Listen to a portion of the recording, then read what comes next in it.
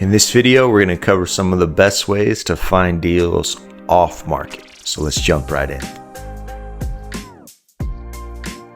Although finding deals on market is generally pretty easy, just a matter of looking at your buy box on different sites, checking the MLS and making a bunch of calls, checking appraisals, gauging the work necessary, and making offers, and hopefully finding distressed situations where the seller will take your lower offer. Eventually something will land. However, the best deals, meaning the best value that you'll get, typically occurs when you're finding a deal that is off market. That is a deal that is not listed on the MLS. Now, while it is true in general terms, you can find the best deals off market, that doesn't mean that deals don't exist on market. It's a prevailing myth in real estate that you can't get any deals on the MLS. They are there, and when you're getting started, that is going to be the quickest and easiest way to find a deal. But irrespective, knowing how to go about finding deals off market is a great skill to learn and build in any case, because it's going to give you the most options and be a go-to when you can't find anything on market. The two biggest skills in real estate: finding deals and raising capital. If you can nail those two, you're really in a good spot. Now, we won't cover every single way to find deals off market. There are a ton. In fact, you could create a whole course just on this subject. There are several out there, several mentorships and programs, courses on how to do this one thing. Here we'll just focus on an overview, some of the most common and effective ways to go about it. To reiterate though, I encourage you to focus when deciding which skill you want to hone in on and learn in real estate the most, to focus on this, because it will give you the most avenues in general in real estate. Section 8, which we're focusing on in this course, is just one exit strategy. Finding a deal will open you up to any exit strategy: wholesaling, flipping, private pay, Section 8, co-living, short-term rental, assisted living, sober living, you name it. Since this is the way to get the best deals possible, it's no surprise that this is also the hardest way to go about it. Good deals rarely just fall on your lap, although once you get established and you have a big network, you'll find that'll happen more often than you expect. But when you're first getting started and building things out, it may take some legwork to land some superb deals, and these are some ways that you can go about doing it. So the first way is very straightforward, and it's similar to looking at deals on market. It's just looking at sites that aren't necessarily associated with the MLS. So like a Zillow and a Redfin and Trulia, etc. These are sites that pull listings straight from the MLS, which is where realtors list properties for sale. There are other sites that have homes for sale that are not linked to the MLS, and for any number of reasons have postings there where people are listing them, but they are not listing them other places. This is typically done by owners when they are selling their properties without using a real estate agent. A real estate agent has special access to an MLS. MLS isn't something that anyone can just list a property on. So if you're owner of a property and you want to sell the home, but you don't want to use an agent, you don't want to pay him commission, but you still want to sell your house, you can list it on sites like Craigslist and Facebook Marketplace are the big two that I would check pretty often to search for off-market deals. A deal is defined as off-market if it is not on the MLS. It is on the MLS, it is on market. If it is not on the MLS, it is off-market. So often, because the seller doesn't have access to the MLS, because they're not using a real estate agent, they'll simply throw a post up on Craigslist or Facebook Marketplace, and you can find really good deals here. Part of the reason you can find really good deals here is because those are scenarios where a realtor's not involved and they're not inflating the price to up their commission. A for sale by owner is a situation, generally speaking, not always, but generally speaking, where the owner is going to list the price for closer to what it's actually worth or below what it's worth if they're trying to sell it quickly. When realtors get a hold of listings and they list them, they're going to purposely list it above what they think it's worth to, at minimum, anchor you, the buyer, to a higher number so that when negotiations happen, you actually end up where they wanted you at the entire time. Versus an owner is less likely to use those kinds of tactics when they're listing them on Facebook or where they're listing them on Craigslist. It's super easy. Look up Craigslist for your market or search Facebook Marketplace for your market. Go to the homes for sale section, see what you can find. A lot of times there are some really good deals sitting right there. And the only reason you don't see them is because you're not checking in these places, which are sort of non-traditional places to check. Super easy to do, low effort, real simple. Put it in your repertoire, and I guarantee eventually you'll come up on something that you'll want to make an offer on. The next way to go about searching for off-market deals is to visit different government sites to see what's available. These sites typically focus on 3 areas or situations. Homes that have tax liens put on them or repossessed by the county. When a homeowner cannot pay their taxes, the municipality will generally give them a time period to catch up, multiple notices before ultimately taking possession of the home. This is why in real estate, even if you own a home outright, you don't actually own the home fully because the government can take the home from you if you do not pay your taxes on it. This can and does happen a lot in the United States. Generally speaking, each county will have their own website where they will list homes that have been possessed because of tax defaults, and they'll have auctions. Generally, the auctions take place monthly where they'll put those homes up for sale. They'll have a minimum price that needs to be met. You'll be responsible for paying the back taxes and getting the home up to date, and then you'll take ownership of the home. In some instances, like the state of Texas, for example, even if you're able to purchase that home via auction, the original owner has 1 year to get the money to pay the taxes they owed, and they can get the house back. So it's important to understand rules like that when you're looking at tax auctions, because there's added things that you need to be aware of. But tax liens are a really great way to find some great deals in real estate. In fact, there are investors who focus solely on this and getting homes via auction that have been possessed by the counties via tax lien. There are also national foreclosure listings, so similar to a tax lien if someone does not pay their mortgage. There are several auction sites where you can bid and buy these homes.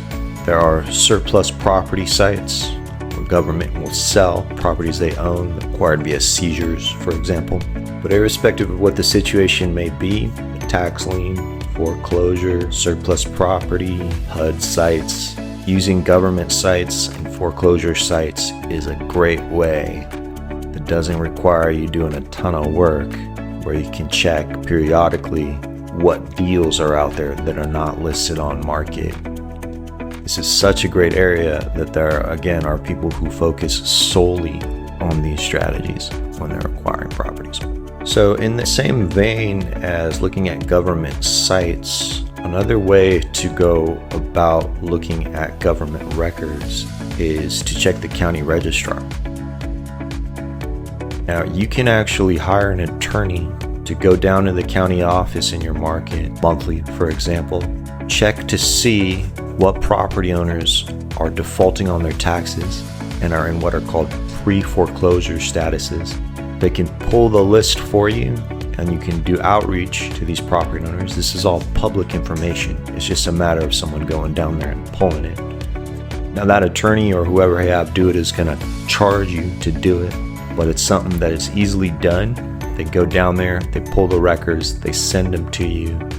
You then reach out to those people and make offers when appropriate.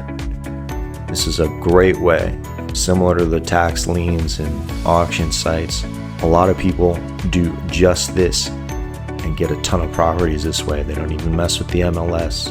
They don't mess with any wholesalers, anything like that. They just have someone go down, pull the tax records in the county, pull the code violations. It's another way.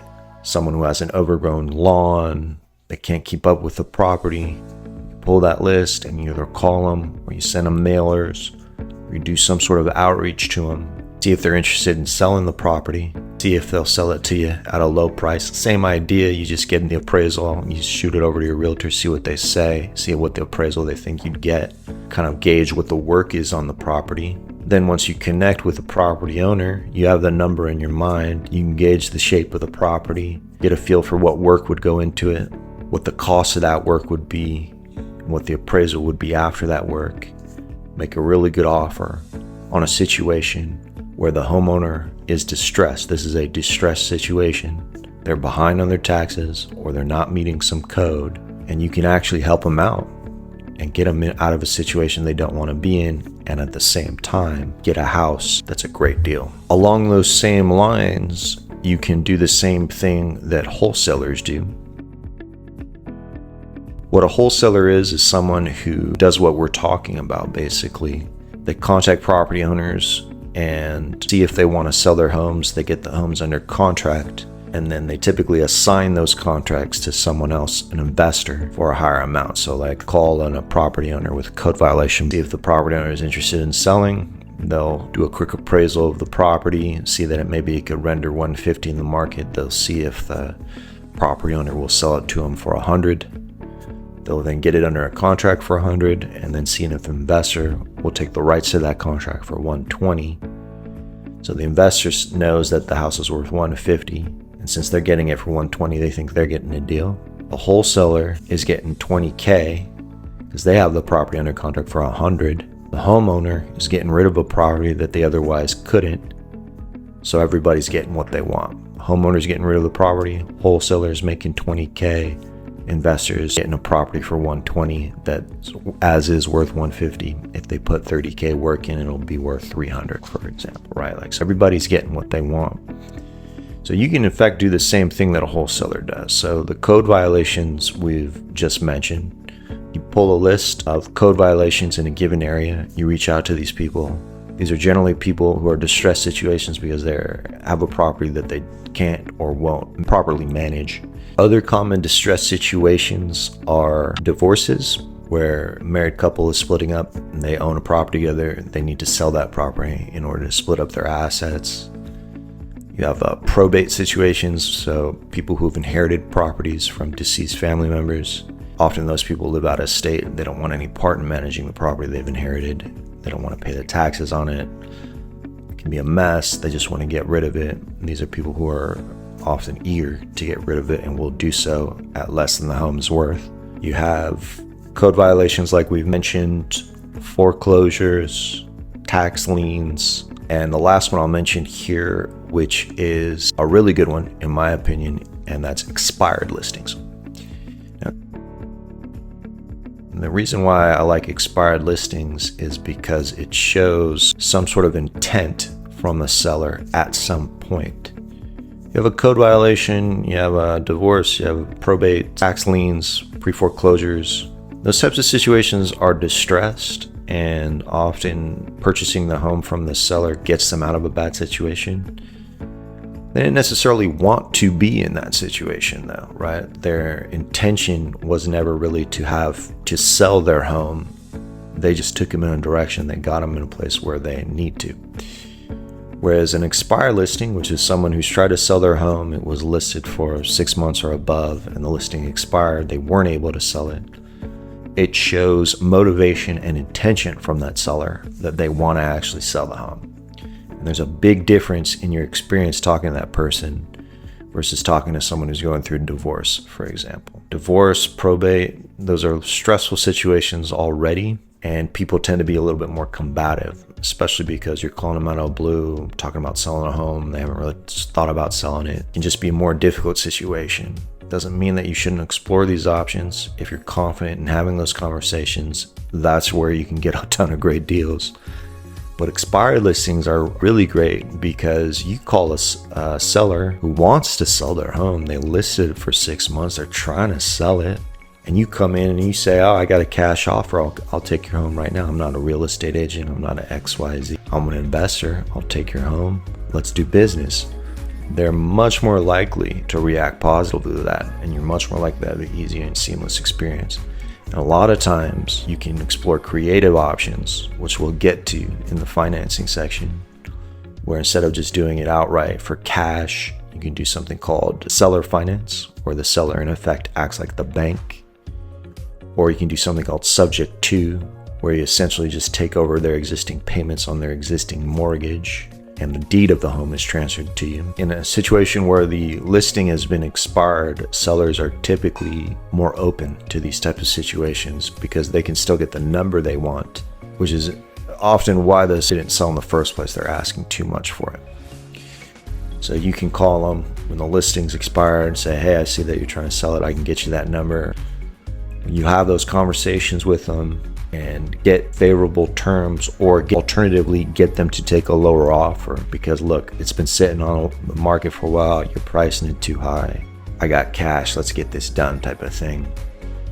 An expired listing is a distressed situation, and it is a really good situation to look at when you're looking for off-market deals because it shows the intent and motivation from the seller.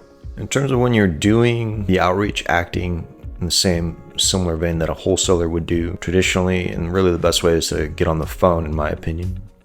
But what people also do is they send out mailers. A lot of people also do what's called door knocking, which, as the name implies, they go and knock on doors. If they drive around a neighborhood, they see a home with an overgrown lawn, for example, shows that it's not being managed properly, they can knock on the door and either talk to the tenant or the owner and see if they're interested in selling. This is a lot of work. It has a lot of rewards though. So if you're not finding anything on the MLS and you need to get a smoking deal, get out, start driving around, driving for dollars, what they call it, eventually you will come up on something. Additionally, I would say this is where your network is really going to come into play. We mentioned it on the video about finding deals on market. If you have a network of real estate agents and you have a good relationship with them, they will often bring you deals before they list them on the MLS. They know the criteria that you want. They know what you're looking for. They get a seller that's selling a home that fits that criteria. They can send it over to you and maybe you can work something out before it even gets listed. This is how you get top priority on deals. In addition to that, expand your network outside of your world and go to meetups, get involved with different people in the industry. You'll find that deals start to come to you, especially if you're doing deals. People want to do deals with people who are doing deals. So the more you get the momentum going, the more you get in the game, the more these things just sort of organically start coming to you. So leverage your network heavily. And this is really just to emphasize the importance of building your network to do that. Your network is your net worth. Your network will bring you deals. So build your network and build it diligently and never stop, because those are often where the best deals come from. Last but not least, I'll mention another site. It's a little bit different than the Facebooks and the Craigslist or the government sites in that it is specifically around homes that are looking to be sold that are off market. That site called InvestorLift. And there are similar sites to it as well, but InvestorLift is a site where wholesalers who get homes under contract go and list those homes for investors to search, similar to like you'd search on Zillow. But this is where you can find a lot of off-market deals. They'll include pictures of the homes. The homes are already under contract, so sellers looking to sell. Super easy, minimal effort. You can set alerts on InvestorLift and look for the different home types that you want. Search by area just like you would in a Zillow type situation. But InvestorLift is a great site to look for homes that are off market. Often you'll get some really good deals. Now, the only downside to InvestorLift or buying from a wholesaler in general is that you're going to be paying them their spread. So that great deal isn't as great when you incorporate that cost into the price, but even with that, a lot of times you can get a good deal and you can still negotiate those things. So like we mentioned, there are a ton of ways to find deals off market, and off market is generally where the best deals are. Again though, you can still find great deals on market. Finding deals off market requires more work. It's not as easy, but the work is more rewarding. I'll reiterate again, there are two skills in real estate that you should focus the most on learning. Section 8 is not a skill, it's an exit strategy. The skills that you should learn are finding deals and raising capital. I encourage you heavily not to overlook these avenues and to get acclimated in how to go about finding the best deals. That being said, in the interest of full disclosure, all of the homes that I purchased when I first got started were on market. You can find deals on market just by calling and building your network of real estate agents that are listed on the listings.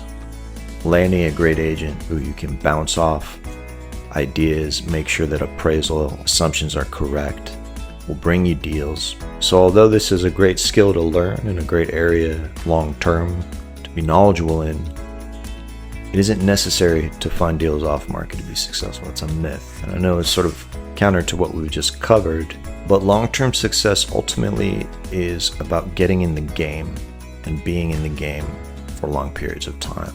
You can do that the quickest when you're first getting started by finding deals on market, while just picking up the phone and having simple conversations about homes where sellers want to sell them.